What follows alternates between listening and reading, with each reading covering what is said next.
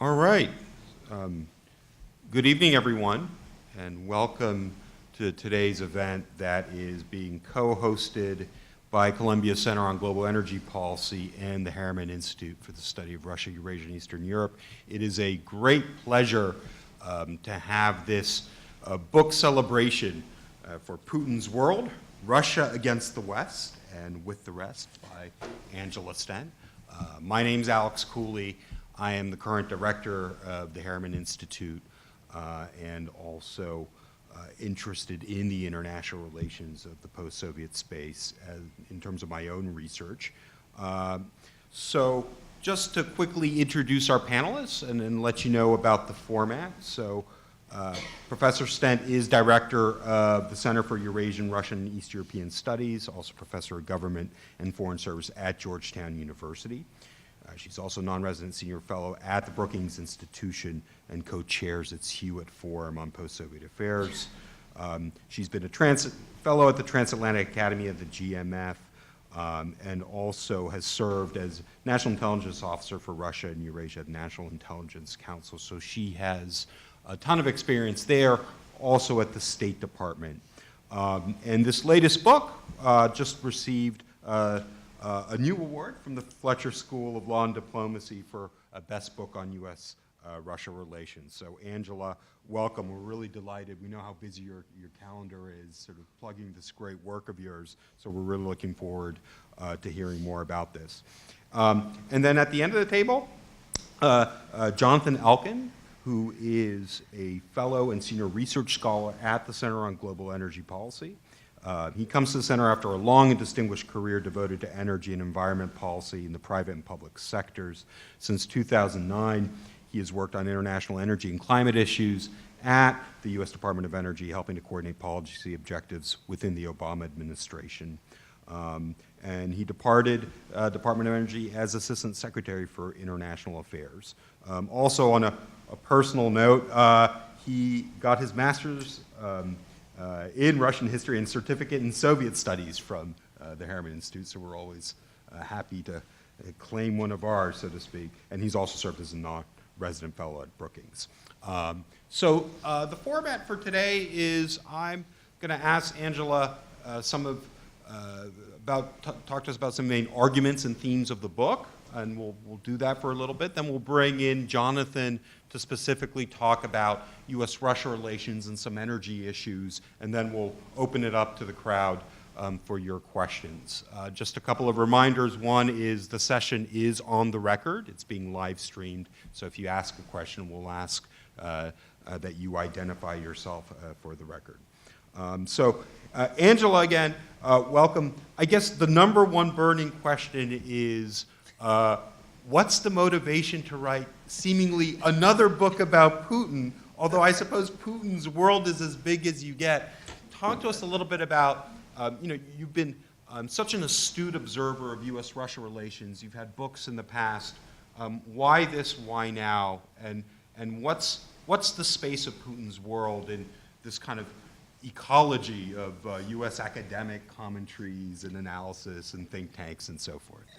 Well, thank you for the question. Thank you very much for inviting me here. Thank you, Jason Bordoff. Thank you all for coming.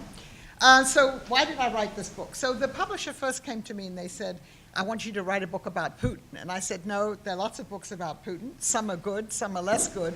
I'm not going to write just another book about Putin, and particularly since I'm much more interested in Russia and its role in the world than in what's happening sort of domestically with Putin.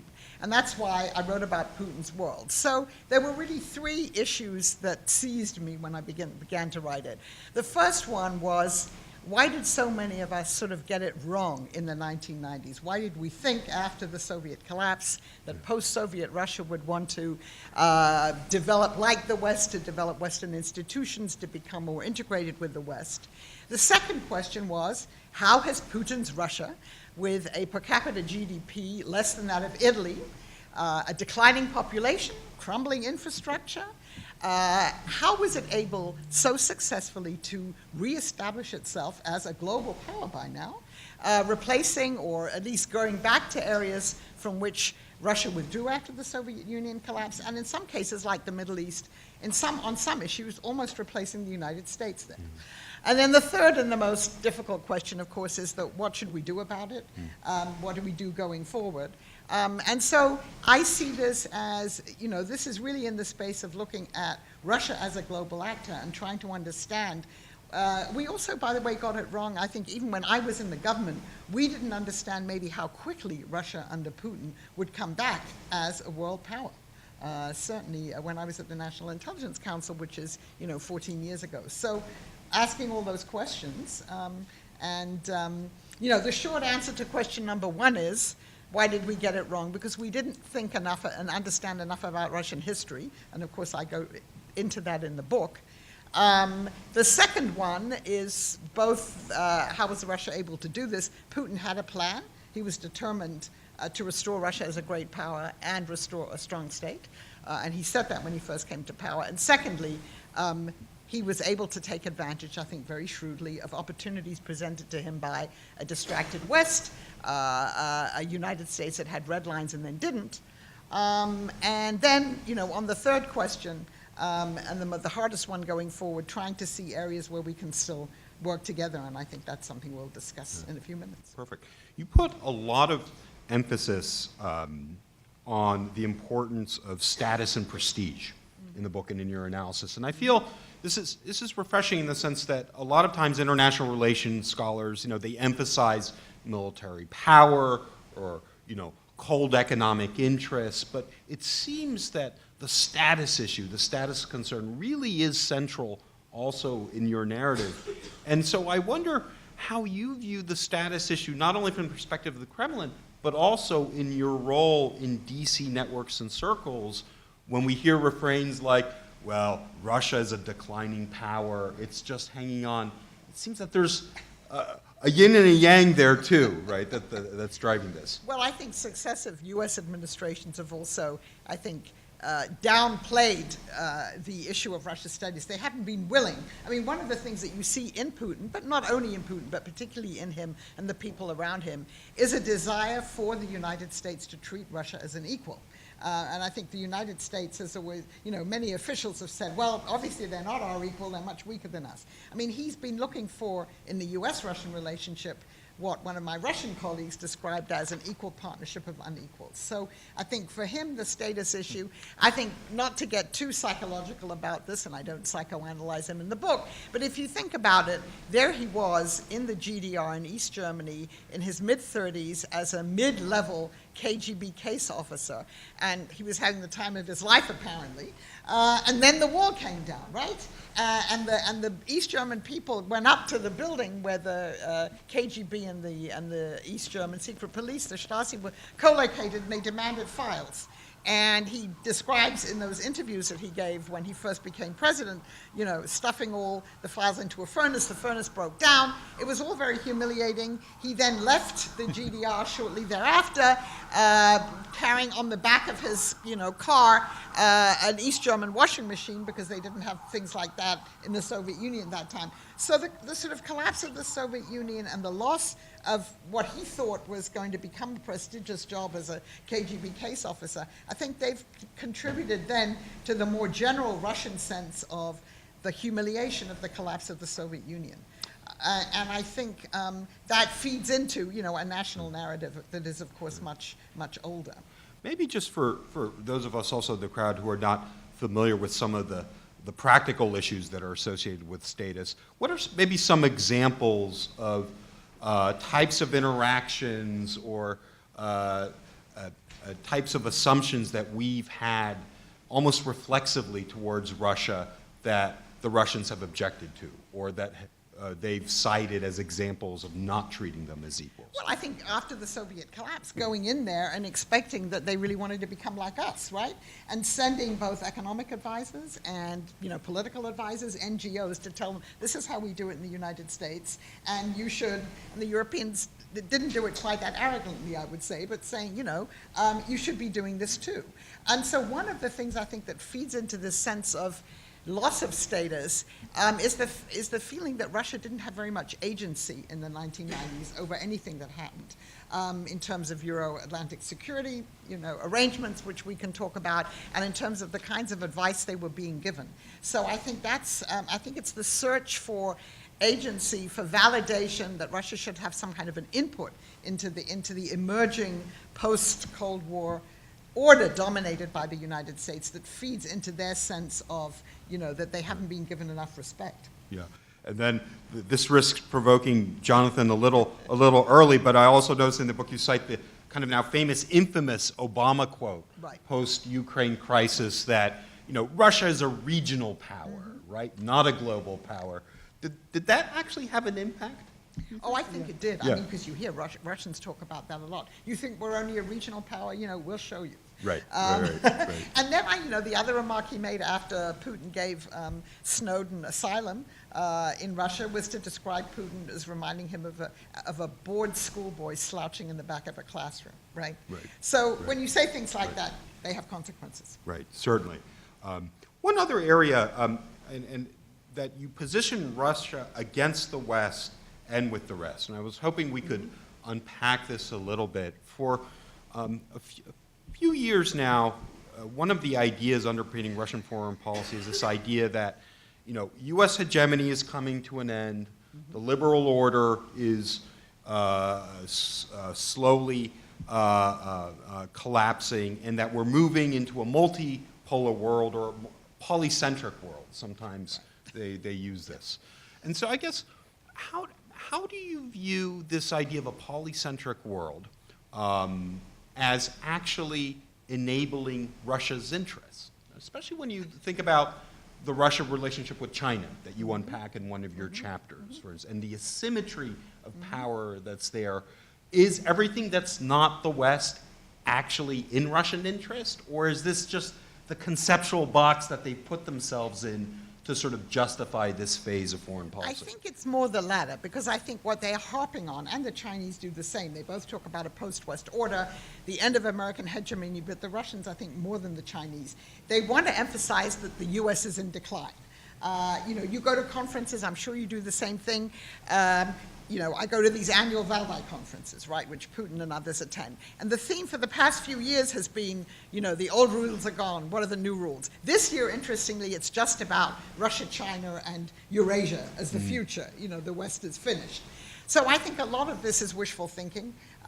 When it comes down to it, I think what the Russians really would like when they talk about a post-West order is, a tripartite Yalta, divided between China, Russia, and the United States, each with their spheres of influence. Because I think you're right, a polycentric world wouldn't necessarily work in Russia's favor. But I think the Russians are so fixated on their adversarial relationship with the West, and then the fact that they do have working ties, good ties, pretty good ties with China, with India, the BRICS countries. There are a large number of countries in the world regard Russia as, an authoritarian country with whom you can do business, and they don't have the same adversarial relationship, and they accept Russia's interests as legitimate. So I think all those things maybe fit into a Russian idea that this would be a world that suits their interests better, without, I think, focusing on a lot of the details. Yeah, interesting.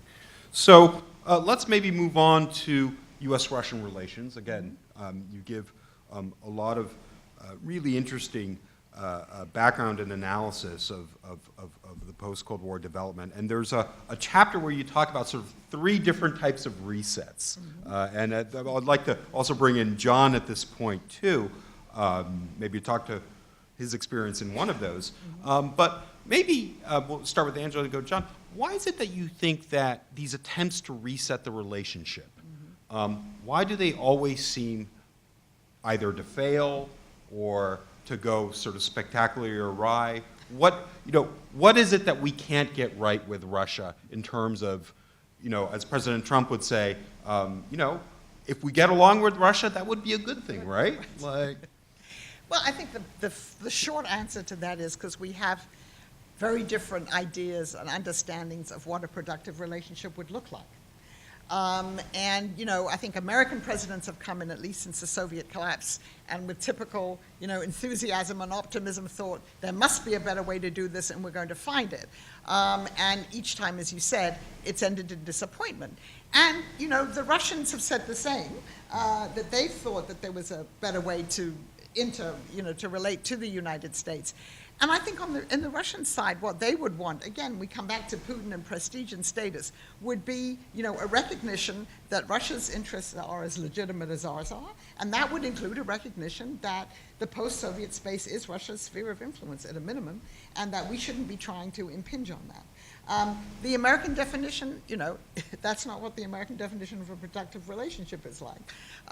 It's broader, and it doesn't include accepting, at least, you know, officially, spheres of influence.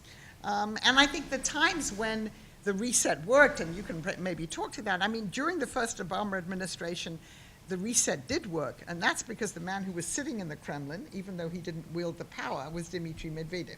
And he was, you know, he was empowered at least to negotiate with Obama, and they got some things done. And so that's another way of saying that whether a reset works or not also has a lot to do with the personality of the two presidents, just because we don't have very many stakeholders in the U.S.-Russian relationship, right? The economic aspects are really not very important, and there are not that many people, and so it's, you know, it all goes to the top, and the Russian system is very top-down. Interesting. So, John, I'd like to get your thoughts on resets having, you know, worked through one and seen sort of some of its fruits, but then also some of its declines. You know, what are your thoughts on this pattern, this cycle in sort of U.S.-Russia relations? Happy to comment on those. Let me do two things to start, though. First of all, I just want to emphatically agree with Alex's comments about appreciation for the book, Angela. It is a really interesting, it's not just another Putin book, and that, I think, is much to the benefit of anybody who reads it, including certainly myself. Second thing, a housekeeping bit that I should have done at the outset. Those of you who are either in the audience here or watching through the live stream at any time can pose questions that will be passed to us using the hashtag CGEP events. Again, that's hashtag CGEP events, or on Twitter at Columbia U Energy, at Columbia U Energy. So, housekeeping points aside, you know, resets, the term carries a connotation that I think is a significant piece of the answer, which is it's a kind of a momentary thing. It's, you know, something to be done quickly, and I believe that you, in the book, Angela, make a very persuasive point that a longer view is needed. That sense that one is going to fix everything overnight is entirely misplaced in the case of engagement with Russia, I believe.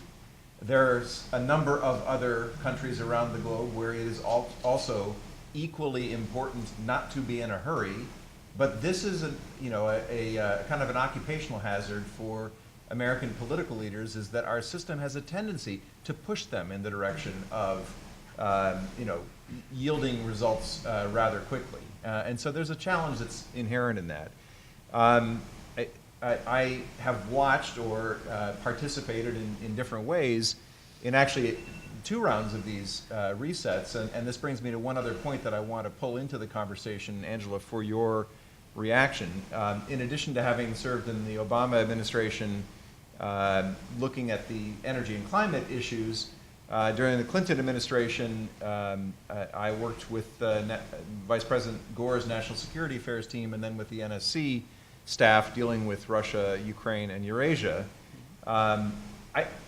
There's an important part of that 1990s story that in the, utterly revisionist history that is now engaged in by Mr. Putin and those supporting him gets lost. And that is that the notion that Russia wanted to be part of Europe integrally and of the West and engaging as equals with the West, that was Russia's set of talking points, not something that was forced upon them. Now, momentary, yes it was.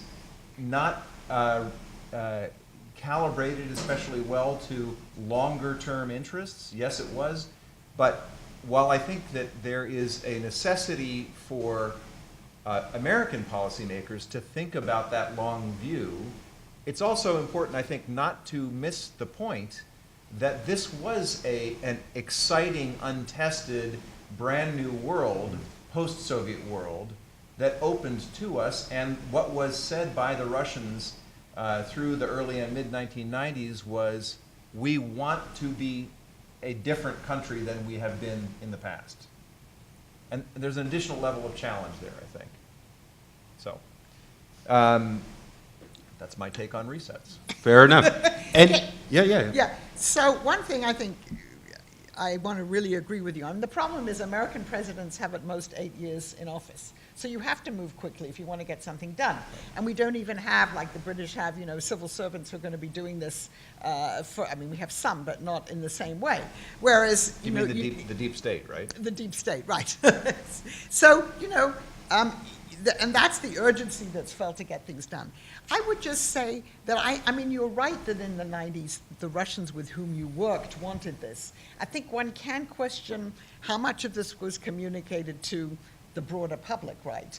And then, obviously, what the broader public experience, and this is something Putin obviously exploits whenever he talks about how terrible the 1990s was the economic shock of, all the economic problems after the Soviet collapse, culminating obviously in the 1998 crash, and then the rise of the oligarchs. So that's why when you have this narrative, it falls on, fairly receptive ears, because for the people who remember it, they remember the economic hardships and the inequalities maybe more so than the promise of, freedom and greater democracy. Right, and I don't dispute that at all. That's a very real lived experience. But the point that I'm making is that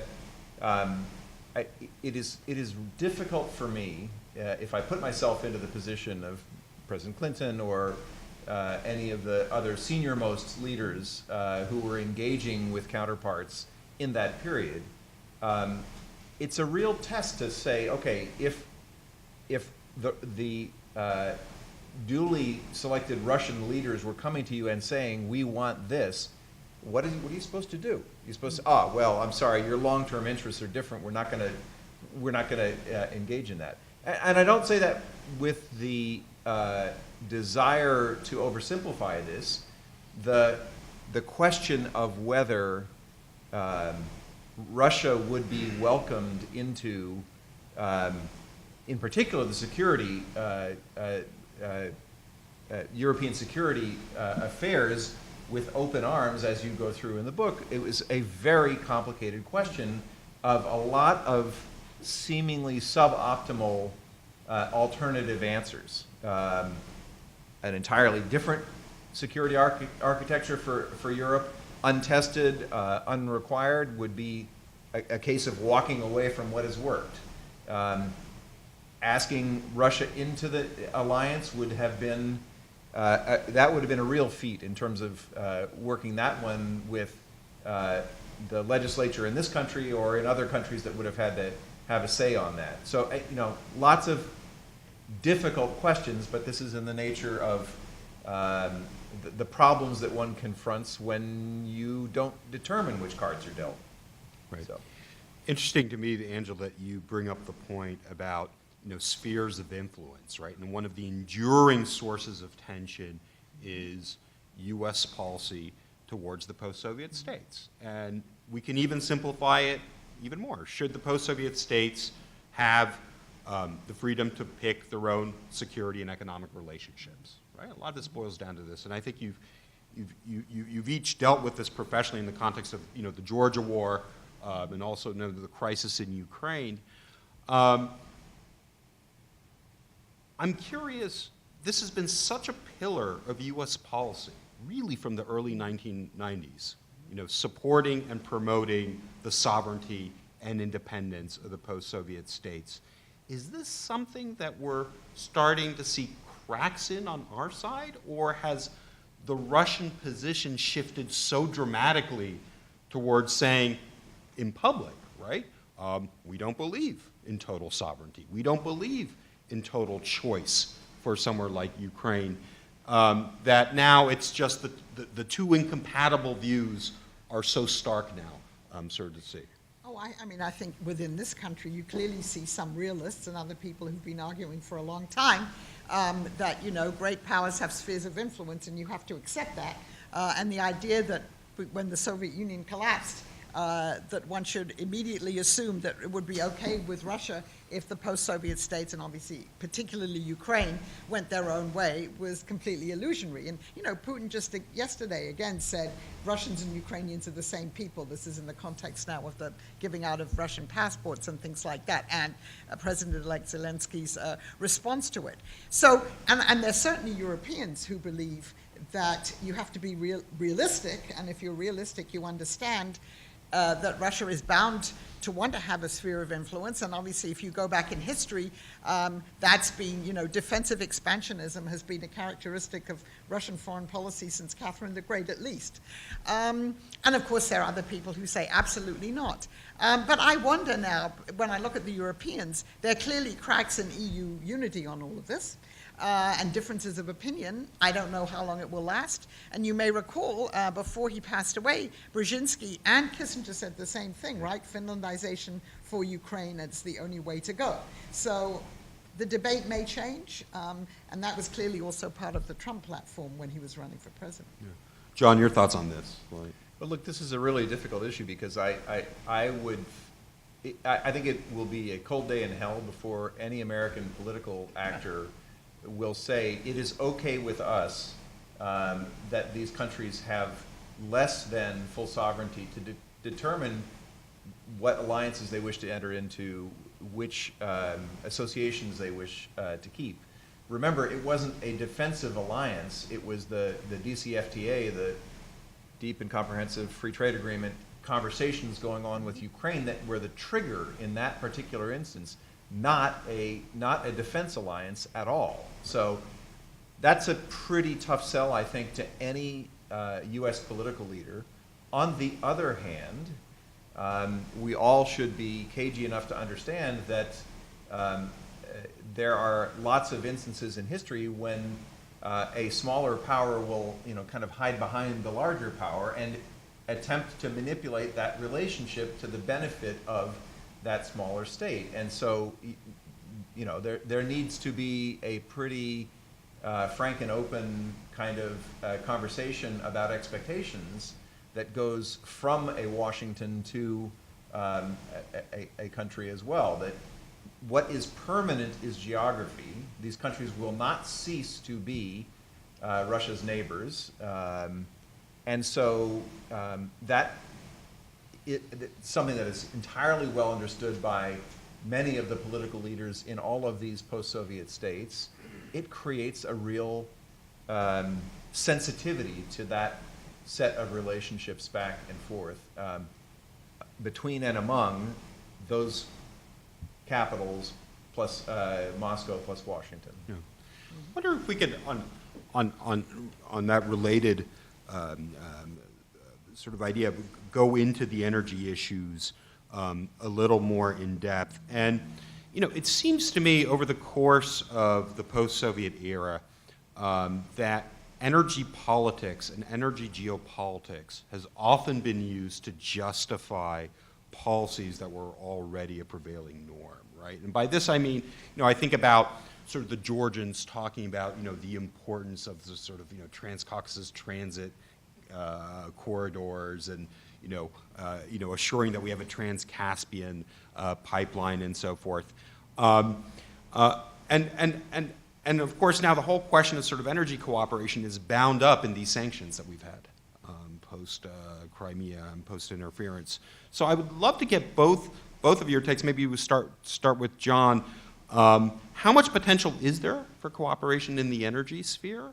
And how much of a political piñata is energy for the various interests, whether they be sort of domestic or small third country actors that want to leverage the issue for some other purpose, kind of thing? Well, so one of the things that I particularly like about Angela's book is the the focus on identification of topics, I'm going to use different words than you do, where we're kind of stuck with each other. We have to deal with each other in a U.S.-Russia vein. I sat down earlier today and started writing down a short list of what the energy dimensions are, where we either must or where we are better advised to engage with Moscow and have discussions. I stopped at about a dozen, but just to give an example, oil markets, natural gas production levels, natural gas supply relationships with Europe, with China by pipe, emergence of Russia in the global LNG, liquefied natural gas markets, civil nuclear policy, technology and exports, climate policy, non-proliferation related to special nuclear materials, energy issues regionally in the Caspian with Iran, with the OPEC Plus relationship with Venezuela, as one sees dramatically today. So, there's a lot of different energy fronts where we need to engage with Russia. Now, does that mean that these issues become a piñata or become a distraction, a complication? I think that the importance is to keep focusing on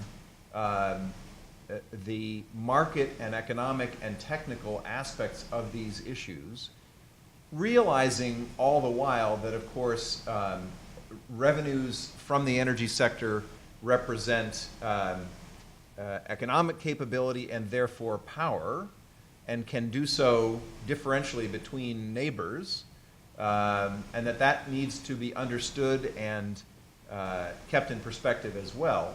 But I don't think it is necessarily and automatically the case that these issues somehow become distorting or distracting to a relationship. I think that they can be, in fact, I think they should be, part of a long-running return to something that I believe you are arguing in favor of, Angela, in the book, which is a longer wavelength assessment of where we and they, the U.S. and the Russians, need to be talking to each other and engaging with each other, even if we disagree. Yeah.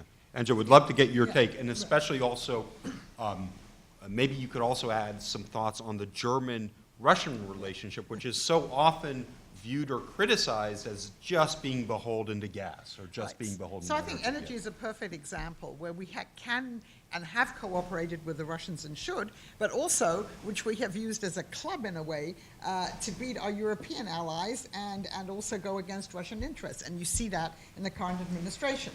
So Secretary Perry has met with Minister Novak several times, and there are projects in which the U.S. and Russia energy projects are working. They have interests in common that they need to discuss.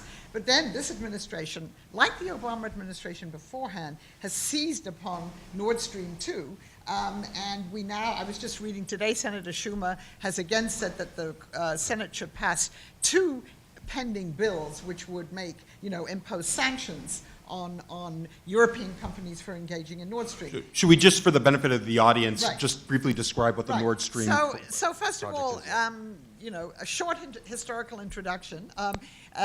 Germany, for instance, has been importing Soviet gas since 1972, and the German experience, and Italy as well, and then other European countries subsequently to that. I'm talking about the Western Europe now. Obviously, the Central European countries were getting a Soviet gas too. But it's been importing this pipeline gas, and right from the beginning, the United States has been wary of it. Actually, you can go back to 1963 when the Kennedy administration tried to prevent the construction of the Druzhba, the friendship pipeline that went from the Soviet Union to Eastern Europe. It tried to prevent the Germans from selling pipe for the construction of this particular pipeline, and under Kennedy, it succeeded. You fast forward to 1982, and the Reagan administration tried to prevent the construction of the Yamal gas pipeline bringing gas from the Soviet Union, more gas, if you like, to Europe. So this is an old, if you know, problem in the U.S., particularly German relationship, is telling the Germans that they shouldn't be getting the pipeline gas from the Soviets/Russians because they get dependent on it, and the Russians will then use this as a means of leverage blackmail. The experience, by the way, has been that ever since 1972, the only time when there's really been fluctuations in these gas supplies has been climatic. There was in 2006 a cutoff of gas by Gazprom to Ukraine over a price dispute, and that did affect some European countries, not actually particularly Germany. And then there was another one in 2009. So the Nord Stream 2 pipeline is the second leg of a pipeline. There's also a Nord Stream 1, and the unique feature of this particular gas pipeline is that it goes under the Baltic Sea. It bypasses Ukraine, Poland, other countries. And the other interesting feature is that the former Chancellor of Germany, Gerhard Schröder, he negotiated this deal on behalf of German companies with President Putin, and then when he was defeated in the election, he became the head of the International Advisory Board of Nord Stream, and he's now also on the board of Rosneft, which is the major Russian oil company. Anyway, so Europe needs more gas. I mean, you can correct me if I'm wrong, and the Nord Stream 2 pipeline, which will deliver more gas to Europe and to Germany, has nearly finished completion, not completely. This time, however, there's a twist, and that is since 2014, the Russians have deliberately tried to diminish the amount of gas that transits through Ukraine. So before 2014, I think it was around 80% of Russian gas went through Ukraine. Now I believe it's around 40%. Again, you can correct me if I'm wrong. And this, of course, represents a loss of revenues for Ukraine, which are quite significant, and the Ukrainian economy isn't doing that well.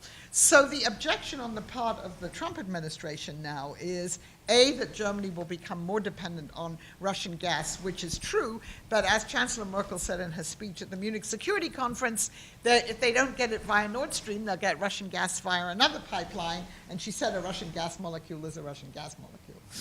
But the Germans did, however, construct an LNG facility, so they can import some, maybe, U.S. Liquid natural gas. But the sticking point is also Ukraine. There are negotiations going on between Germany and the other country, Ukraine and Russia, to try and get the Russians to promise that a certain amount of gas will still flow through Ukraine. And then the rejoinder to that from people who don't agree with this is, well, can you believe that the Russians will keep their word there? So that's a sort of sideshow.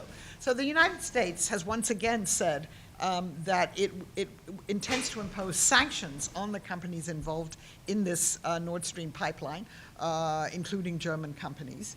So these are extraterritorial sanctions against, what still remains one of our allies. And this is, of course, a big point of contention between Germany and the United States. And you had Trump at the NATO summit accuse Germany of being far more dependent on Russian gas than it is, and it being subject to blackmail. So that's where we are now. John, would love to get your take. You're a longtime observer of Nord Stream and its dynamics and politics. Where are we with that now?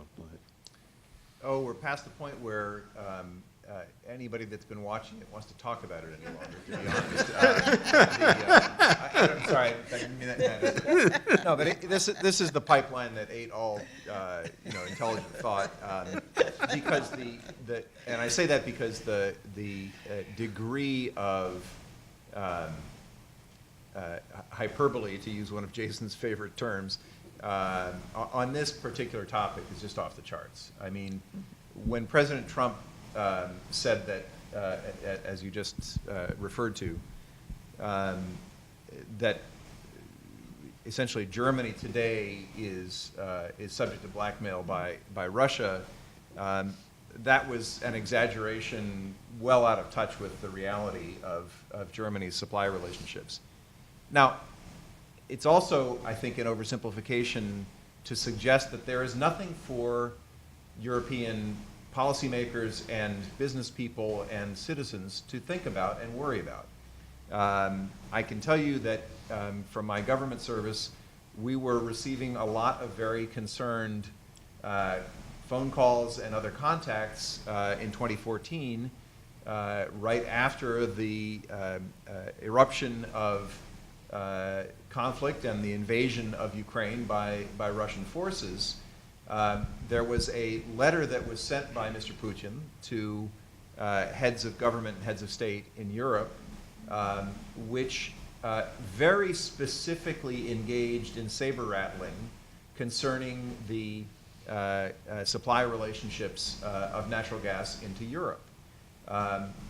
For this reason, decision makers in Europe have, over the last decade plus, engaged in an effort to do what they refer to as a completion of the internal market, which is to say, to enable the transportation of natural gas that might be plentiful in one corner of the EU marketplace to those other parts of the EU marketplace where gas is in short supply. You can't do that interconnection fully in today's market, but there's been a lot of progress. Also, security of supply rules have been set in place that require planning against the possibility, the scenario of loss of one of the key suppliers. This, I think, is very sensible and appropriate stuff. Where I would not agree with the way that U.S. policy has taken shape is in a couple of specific regards. First of all, it has become way too easy for us to forget two things about LNG from the United States, or elsewhere for that matter, in the European market. One is that it doesn't compete head-to-head in terms of price with low-cost, fully amortized pipelines that can bring gas into the European market. It might not even compete head-to-head on a favorable basis with Nord Stream 2 once it is completed and operating, which I frankly suspect that it will be. But U.S. LNG and other LNG has also had the effect of injecting some price discipline into the European market. Why? Because Gazprom is on notice that it cannot gouge. And so guess what? For example, when the Klaipėda LNG regasification terminal was completed in Lithuania, all of a sudden prices being charged by Gazprom to Lithuania took a healthy step down. So I am trying to argue in favor of what may be a soporifically more nuanced discussion than Nord Stream 2 bad, US LNG good. But it's important to do that because the economics matter, and also the basic structures around security of natural gas supply for consumers in Europe matters, and actually, frankly, ought to matter to us as well, because the fate of those countries matters to us. So I'm sorry for going on a little bit long. I'm sorry, there's one other policy miscue that I want to dump on before I This is your chance. Yeah. One of the mistakes that I really wish that the current administration would no longer make is the saying that, U.S. LNG is freedom gas. That, Nord Stream 2 is bad, but U.S. LNG is free and good, and therefore you should say no to Nord Stream 2 and say yes to U.S. LNG. Why do I object to that? Because different from how I was just talking about price discipline in a market, this explicitly and particularly politicizes that choice. That's a lose-lose proposition. It does not help our European partners for us to say, you're a bad partner, you're a bad European if you fail to buy our gas. That's a place we don't want to be. Very interesting. So, changing, not completely changing topics, but shifting. One of the remarkable things about this book, Angela, I saw you, I think, when you were working on the proofs and sort of, looking at the news every day, what's the Mueller report going to reveal, and I think this stands the test of time really well. So congrats on that. But But of course, one of the striking things, especially over the last year, it's not just that Russia has become a kind of a all-encompassing topic and scapegoat. It's that Russia is now viewed in some ways as a domestic political actor in the U.S. system, right? Whether it's the question of election interference or trolling or hacking or lobbyists on behalf of Deripaska sort of doing their own things. So we're in a really interesting situation where, it's no longer the 90s world of supposedly, Western consultants telling them how to do things. There are these memes now that somehow Russia is infiltrating our own political system. Given that, how do we get the relationship to a healthier point, right? I'm not even talking about cooperation. Yeah, I mean, how do we get it to the point where, attempts to sort of create all these working groups and stuff just don't collapse immediately because they're viewed as politically toxic, which is something that's happened over the last years. How can we move on from this point where sort of just everything now seems to be so poisonous? So you're right. Russia is a toxic subject in a way that it hasn't been probably since the McCarthy era. The real problem here is that for people who don't like President Trump, and some of whom don't believe he was legitimately elected, Russia and Trump are interchangeable words, right? So you're right. It's domestic in many ways. The Russians have been obviously very active in this country too, through election interference, but through their own lobbying efforts, through their hiring of lobbyists. But it goes beyond that. It's really a synonymous, Trump and Russia. So I'm tempted to say that before 2020, nothing can change with the toxicity. The Mueller report has come out, right? It's told us, what we already knew, but with much more an interesting detail about the ways in which Russia tried to intervene. I think it also shows how ad hoc a lot of this was. On the one hand, there may have been an order from above saying it was okay to do this, but you have all these freelancers running around, both in this country and in Russia, making these contacts and trying to see whether they could make their own deals. And of course, there's going to be more to come because we know that the Southern District of New York is pursuing a number of these cases, which will be presumably related to money laundering and financial crimes. So, and you can see now with what's happening in the democratically controlled House, they're not letting this go. They're saying, they want to know the full report without the redactions, and they want to know more about certain individuals who show up there. So, that Russia will continue to be this kind of toxic theme until the next election. So the interesting question is, what happens after November 2020? So if Trump gets a second term, then I think some of this toxicity will go away. Because at this point, the argument even, will have changed. Obviously, it depends on who controls both houses of Congress. And then it might be possible for him to do some of the things that he wants to do in terms of making a deal with Russia. He can't lift the sanctions easily because they are now enshrined in congressional legislation, which makes them virtually impossible to remove. And the problem with the sanctions is they're not tied to any quid pro quos, the congressional sanctions. Right, it's not if Russia stops interfering in the elections, we're going to lift the sanctions. But that would be one scenario. If the Democratic candidate wins, whoever that is, out of a field of what's now 20 people, then, I'm not going to use the word reset, but you might get someone who would come in and say, we're going to put this behind us. But, you do have to have one big caveat here, is the Russians are continuing to interfere in our elections, as we found out from media reports.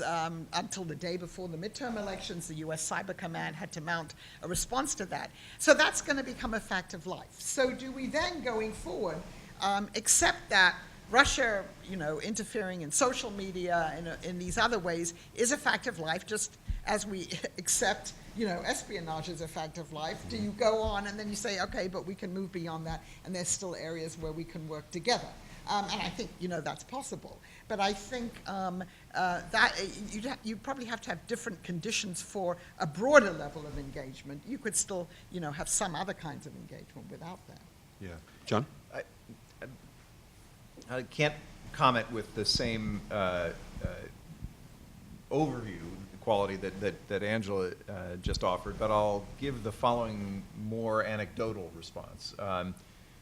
Jason and several other colleagues and I were in Moscow in the fall for a workshop and a series of other conversations around energy policy. Who could have seen that coming? And it was very interesting. My perception coming out of those conversations was that the necessity of a get well program is not something that is even remotely accepted by the Russians as being a necessity. The idea that there will need to be an accounting for what has happened in terms of this engagement, this interference in U.S. elections, even if one has a desire to engage in dialogue around issues where we must be engaging each other. That doesn't seem to be, I think, especially well understood. Now, whether that stays as a bridge too far or not, I think will depend, as you were just suggesting, Angela. It depends a lot on how the Russians assess the cards on the table, depending on who is elected and what happens next. I don't think that this will be easy either for a second-term Trump administration to deal with or for a newly arrived Democratic administration. I mean, realistically, what are the steps that Moscow could take, right, symbolically or otherwise, to be able to give this type of acknowledgement? To say, well, we know some patriots interfered, right?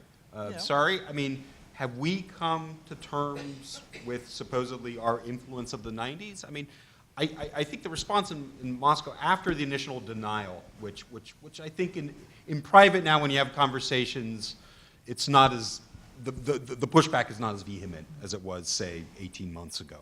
But what would be some particularly concrete, meaningful actions that could get us to the bridge that Moscow could do? And I'm also asking this from the perspective of those of us who might be involved in or advising candidates in the sort of upcoming campaign. What would a Russia platform look like on some of these issues? What are the meaningful steps that they should take or we should take? Both. But I'm interested in them. Yeah. Like, what are realistic demands from them? Right. Like, Well, it's probably, it's probably unrealistic to believe that they're going to admit what happened. I mean, they've even responded to the foreign ministry's, Maria Zakharova's response to the Mueller report was, yes, it shows that Russia didn't interfere, which of course it doesn't show that at all. It shows that Russia did interfere. Right. It's just the issue of collusion. Hashtag no obviously. collusion. Right. Hashtag no collusion. Right. So I think it's just as it's unrealistic to get them to acknowledge that they had anything to do with the Skripal poisonings. I mean, those kinds of things, they're not going to walk that back because that would be taken, as a sign of weakness. I think the gesture that one would want would be to see a diminution of some of what they're doing, which we would, I think, pretty easily be able to detect. And then I think, you'd also want, then you have to have a broader range of things. Clearly, Ukraine has to be part of this. I mean, you're not going to come back and suddenly normalize relations with them if there isn't any change in what's happening in Ukraine. It's going to be very difficult. Let's see how the new president handles this or how they handle him. And I think from the U.S. side, and these are just a couple of things to throw out, I think the one area where we really have to, rethink what we're doing at the moment is, do we really want to dismantle the entire arms control regime? An easy thing, but of course it's going to be this administration currently that will be deciding that, is extending the New START treaty, which regulates strategic nuclear weapons, in 2021 for another 5 years. Otherwise, having pulled out of the treaty on intermediate range nuclear forces, if we don't extend New START, we will for the first time since 1972 be in a world where there's nothing regulating the Russian and US nuclear arsenals, which between them we control 93% of the world's nuclear weapons. Now, there was a story in the Washington Post a couple of days ago saying that the Trump administration, or President Trump, wants now to talk about resuming arms control, but with China as well. And in the long run, of course, that has to be done. I think that's not possible immediately. So I think not letting the arms control regime die and the possibility of inspections and things like that, and starting off with the bilateral US-Russian agreement, and then hopefully in the future including other countries, I think would be very important. And then I think restoring a lot of the channels of communication that have been cut off. I mean, we have military-to-military deconfliction talks every day on Syria. The U.S. outgoing Chief of the General Staff, General Dunford, certainly has met with General Gerasimov, his Russian counterpart, several times to keep the military dialogue. But I think to reopen channels of communication that have been cut off, I think that's a start. But you have to start with very small steps. Right. I mean, I think that piece is what I want to really emphasize. Yeah. I mean, as we were discussing earlier, the idea of big bang resets, I think, is absolutely illusory. Mm-hmm. This that you just have described, and as you argue in the book, it's a process. All right. This is gonna take time and real sobriety on all sides to take small steps and see whether there's the basis for more. Perfect. All right, so let's now move into the Q&A part of the discussion. Can I just repeat for purposes of those on the live stream? Yes, please do, please do. Yes. Those of you either in the room or not in the room can send us questions at hashtag CGEP, like Center on Global Energy Policy Events, or on Twitter at Columbia U Energy. So perfect. So let's go with the front and just wait till the microphone is there. We'll get you on the record. Thank Jason. You. Thanks, Angela, for being here. Jason Bordoff with Columbia. So that was fascinating, but not enough energy. So I'm going to ask you about energy more. Energy in two respects, oil and nuclear power.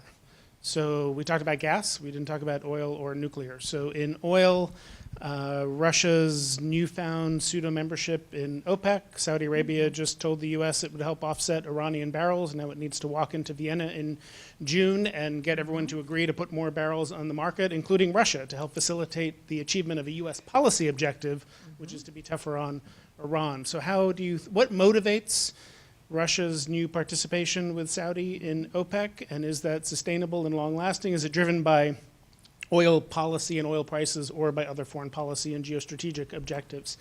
And the U.S. has allowed its capacity in nuclear power to decline quite a bit. That's allowed room for China and Russia to step in and try to be the suppliers to the world, to other countries in the world for nuclear power. And do you see what are the implications of that, and is that going to continue, and is there much the U.S. is or can do about it? Great. Well, I'll start off. Certainly, for years, the Russians resisted, right, cooperating with OPEC. They didn't want to. There was a lot of domestic opposition. And then they changed their mind. Having said that, there's still a lot of opposition to it in Russia. There are some leading Russian oil people who are much more skeptical about this cooperation. I think it partly had economic motives. I mean, when the price of oil goes too low, and Russia obviously had, again, a very bad experience, 2014, 2015, having to adjust to much lower oil prices, so it's in their economic self-interest to keep the prices higher, although their central bank has adjusted to a world where oil prices even are at $40 a barrel. I see it also as part of Russia's, and I write about that in the book, its return to the Middle East. Since the withdrawal after the Soviet collapse, Russia has a very new role to play in the Middle East, and that is it's very pragmatic. It talks to all sides on all issues, and both the Saudis and the Israelis, two new partners of Russia, believe that Russia can use its influence with Iran to temper Iranian ambitions. That's a separate subject. I'm not sure that Russia has that clout, but I see it as part of the sort of more general return to the Middle East as a player. And the Russian-Saudi relationship, again, during the Cold War, there basically wasn't one. So this is quite interesting, the extent to which this relationship has grown and blossomed. Now, not that there aren't problems there. And as I say, there's domestic opposition in Russia to this alliance with OPEC. So we'll see how long it lasts. I'm sure you heard a lot about that when you were in Russia. The nuclear power is also a very interesting case. I have one of my master's students is now writing her thesis for me on, is nuclear power going to be akin to oil and gas as, the way that Russia views its energy supplies. So because of the decline in the nuclear power industry in the United States, the fact that we're not training a lot of nuclear engineers and, people who have knowledge and capacity in that area, Russia is now a leading exporter of nuclear power plants. And despite what happened in Chernobyl, I think they've managed to sort of get over that reputation. And they're using this both to earn money, but also it's a prestige factor for them. They've just signed, for instance, the relationship with Egypt has now improved, and they've just signed a deal to build nuclear power plants in Egypt. They have a deal with Turkey. So around the world, this is one of the things that's on offer in this menu of, if you improve relations with Russia, this is what we can offer you. And I think they do see this both as an economic and I would say a symbolically important sort of political prestige factor. John, any thoughts on Russia and OPEC or the nuclear issue? Well, I mean, we've watched this relationship and with real interest because exactly as you said, Angela, how different it is from the Cold War Russian relations, Soviet relations with the Middle Eastern countries. Jason, it seems to me that a piece of the answer of how would Russia be uncomfortable to be helping the U.S. Tighten the screws on Iran. The good news, I suspect, is that the Russian producers are very happy to produce more. I can't imagine a scenario in which Moscow says we're doing this in the name of helping the U.S. to enforce Iran sanctions. They'll just make lemonade out of lemons here. That all of a sudden there is call for more production in the market.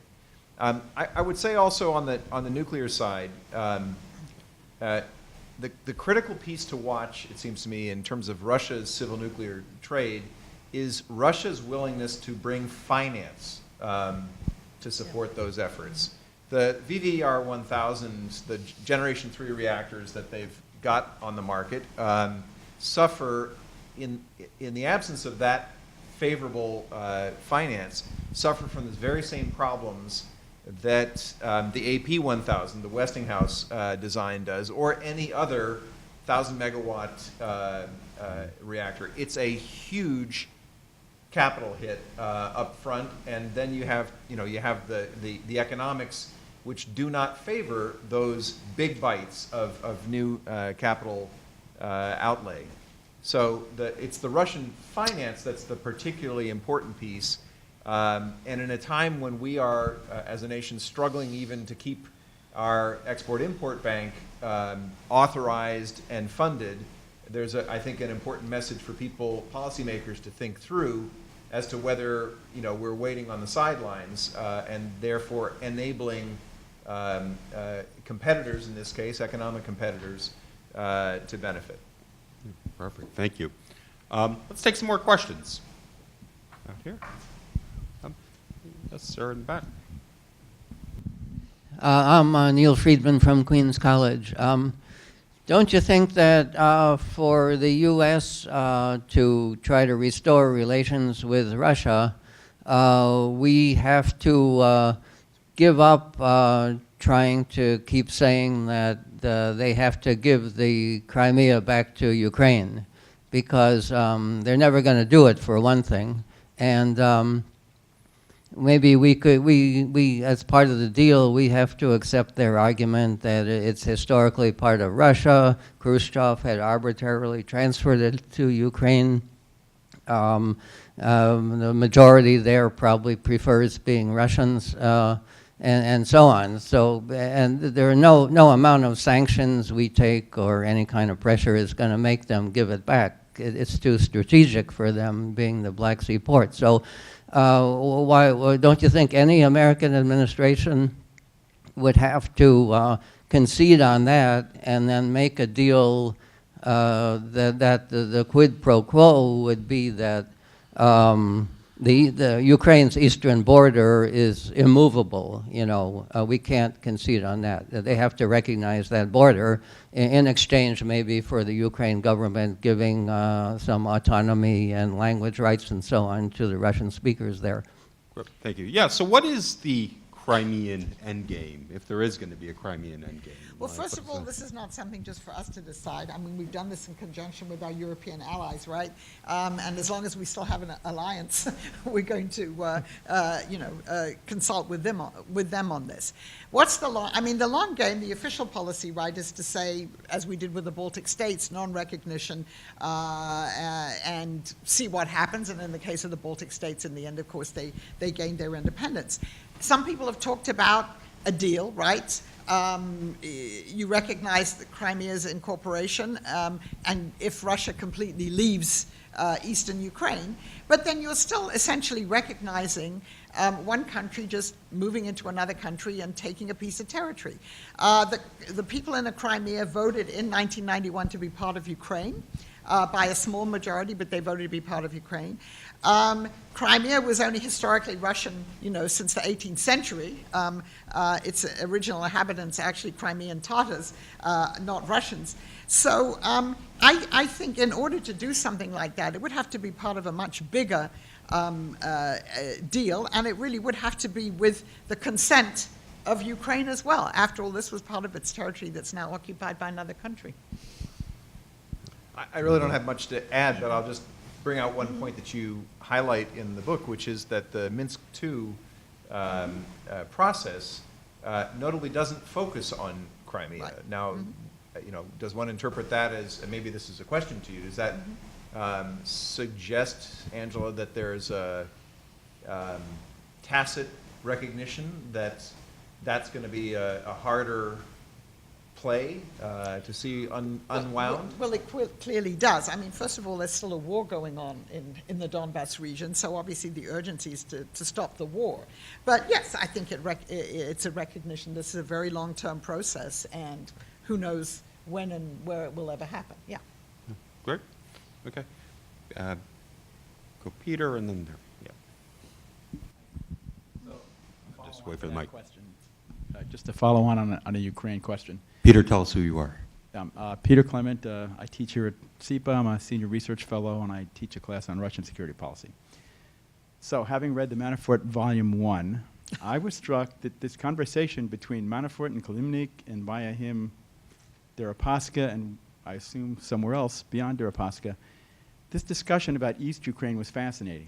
Mm-hmm. The thing that really struck me, though, and I'm curious about your opinion on this, Yanukovych's name surfaces as the putative prime minister of this new autonomous entity. Do you think this is the real Russian position, or is this the starting point for our discussion?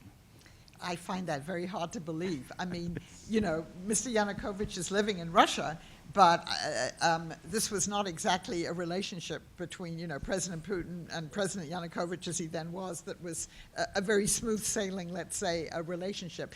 So I think, these people, as I said before, there were a lot of people freelancing with a lot of ideas, and this was, maybe a suggestion. I can't believe that this was something that was necessarily approved of at a higher level, because that seems to me a very strange, solution to it. Because it was a way, obviously, for the Russians to keep their influence there. Okay. Sir, you had a question, yeah. My name's Chris. I work for a company called Private Equity International. My sense is that among Russia experts, there's kind of mixed feelings at the idea that the election interference brought attention on the idea of Russia as an important actor, but maybe exaggerated how capable and important they were in all these things. I'm also aware that 2 years into the Trump administration, I think everybody's just a little bit exhausted, and the considered opinion is sort of to step back and try and treat the Trump administration as if they were like any other administration. I don't think this is an instance where I feel like, at least as a viewer, to say people who don't like Trump equate Trump with Russia can be true, but it doesn't leave me any clear on your sense of, does Russia exert a particular influence over our president? If so, how is that? If so, why? And why is that significant? Yep. Okay, thank you. Yep. Yeah, what's your reading of the Trump-Putin relationship and Putin's sort of magical hold, at least in public, it seems to have over the president? So there's not a completely rational explanation for this. I think you can go back and say, obviously, Mr. Trump, he first went to Russia in 1987, or the Soviet Union, as it then was. It was opening up under Gorbachev for business. And so I think his first, when you read about his journey there, his first interest in the country came that this was a fantastic real estate opportunity, right? Private enterprises being allowed. Think of all the buildings you could build in, the pent-up economic potential of Gorbachev's Soviet Union. So I think there's that to it. He may, for other reasons, have liked the country. I think we know that he admires strong leaders, and certainly in his view, President Putin's a strong leader. Is there something else? I mean, it depends what you believe and what you read. It's interesting that he never criticizes President Putin. President Putin never criticizes him, even though he criticizes the United States all the time. So there's something there, but some of it's really intangible. It is notable, however, that whereas we've seen a lot of criticism from President Trump of our allies, we haven't seen it of Russia. True. But I also, I agree that I think there is some fatigue in this. I wanted to take up what you started your question with. Most of my Russian friends, and these are not necessarily all people that support their government, but it's true of them and people who support the government, they scratch their heads and say, you Americans have made us out to be giants. You've made Putin out to be this all-knowing, all-powerful person, who can dictate what happens everywhere and who is a threat to your, centuries-old democracy. And they just think they're very puzzled by that because they know that that's not the truth. And we have, in some ways, we've exaggerated the role that Russia has played here and also its ability to disrupt what still are fundamentally strong institutions of democracy. Yes, ma'am.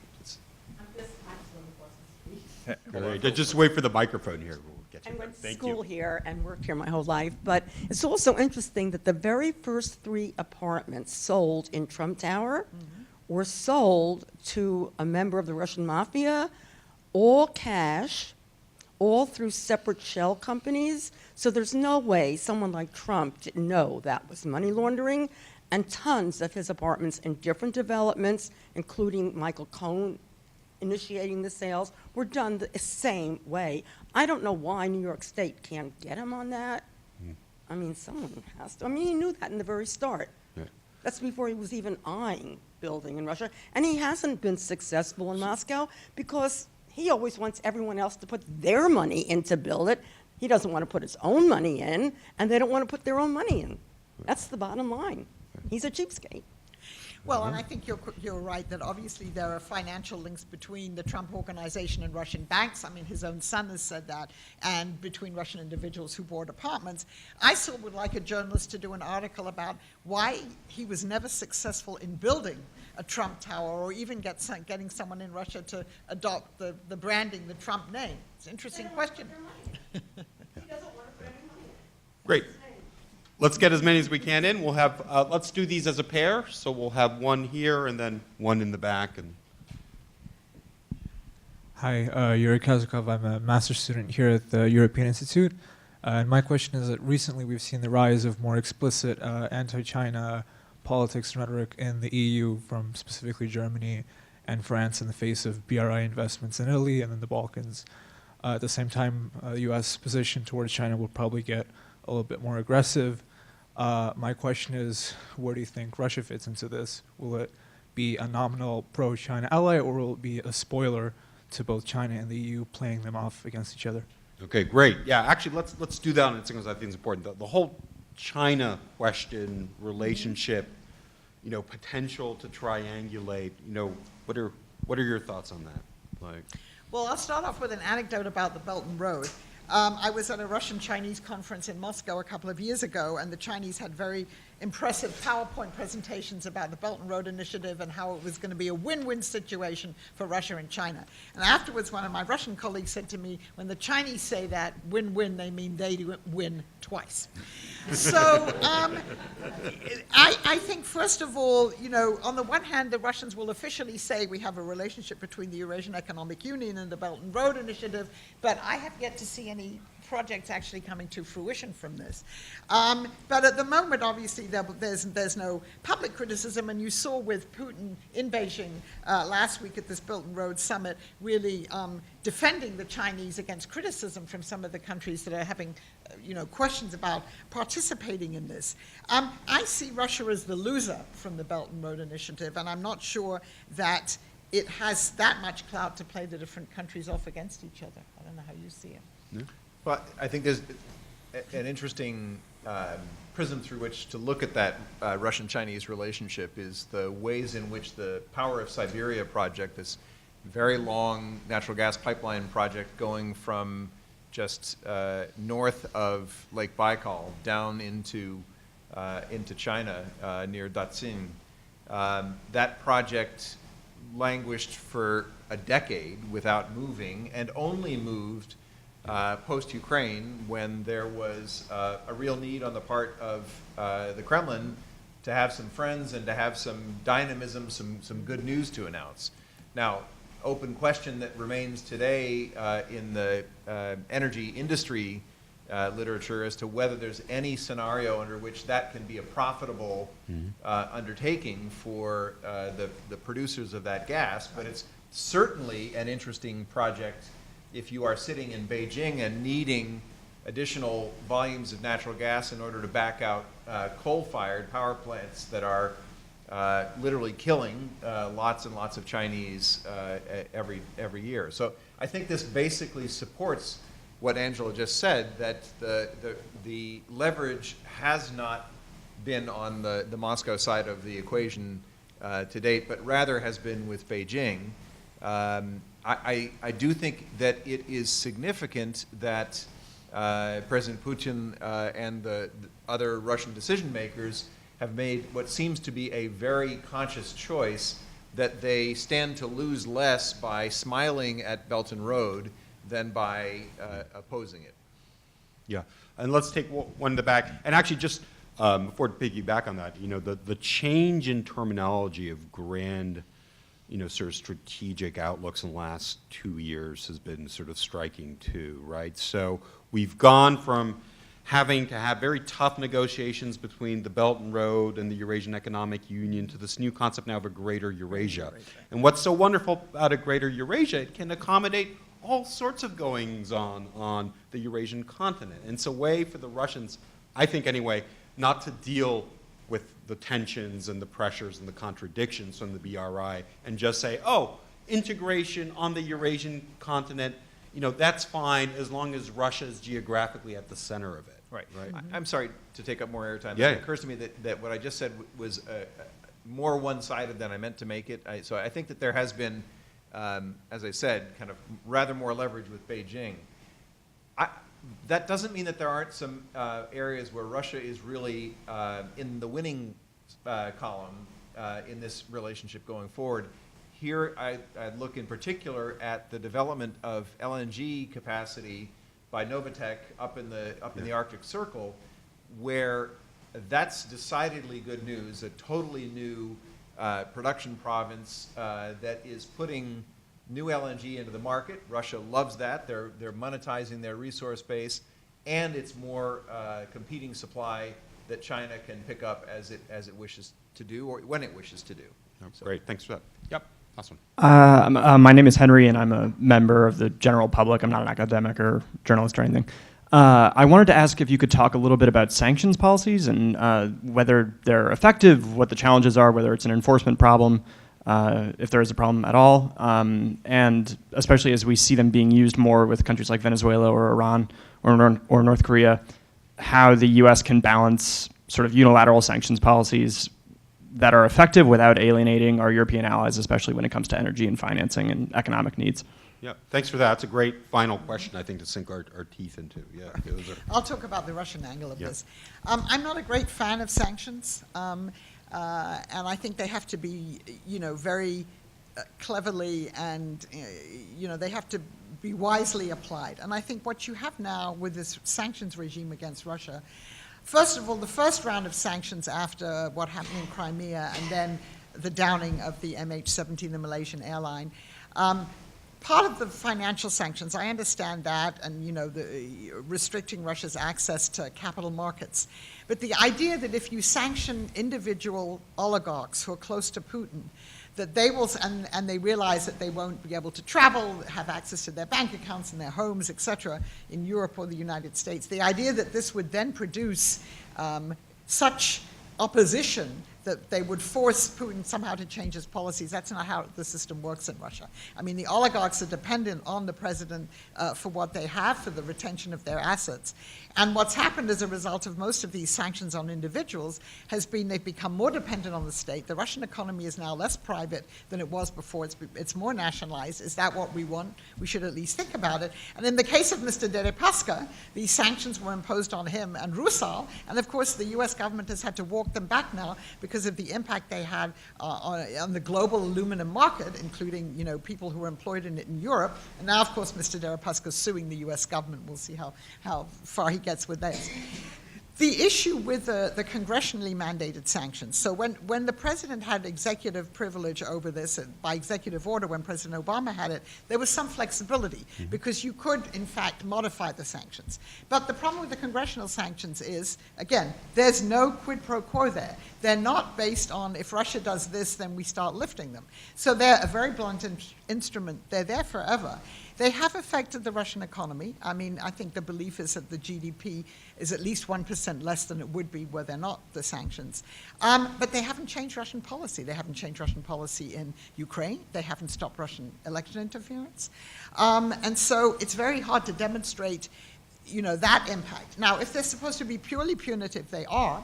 And the final thing I'll say on that is Russia then instituted counter-sanctions on European and some American agricultural products. The Russian agricultural sector is booming. They're now producing cheeses that they were never able to produce before, their own Parmesan and mascarpone and things like that. And their grain production has greatly increased, and they're exporting grain. In fact, people say that the ports are suffering. They can't handle all the grain exports. So there are unintended consequences of these sanctions. I think a lot of them haven't been very well thought through, and if the next round of sanctions is imposed, it's going to be even worse because it will affect particularly the energy industry and the interests of our allies. Yeah. John, any final thoughts on the sanctions regime, especially from the energy perspective?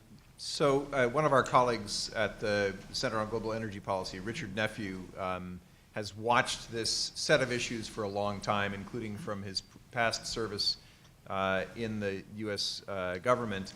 He and the former Treasury Secretary, Jack Lew, who is also on the faculty here at SEPA, wrote, I think, a very important article. I believe it was in Foreign Affairs, and I want to say December, January timeframe, which looks at the tools of economic statecraft and essentially makes many of these same points that Angela was just pointing to about the essential importance of good workmanship in crafting sanctions, strategic objectives that are related to and reliably linked to the imposition of the sanctions, et cetera.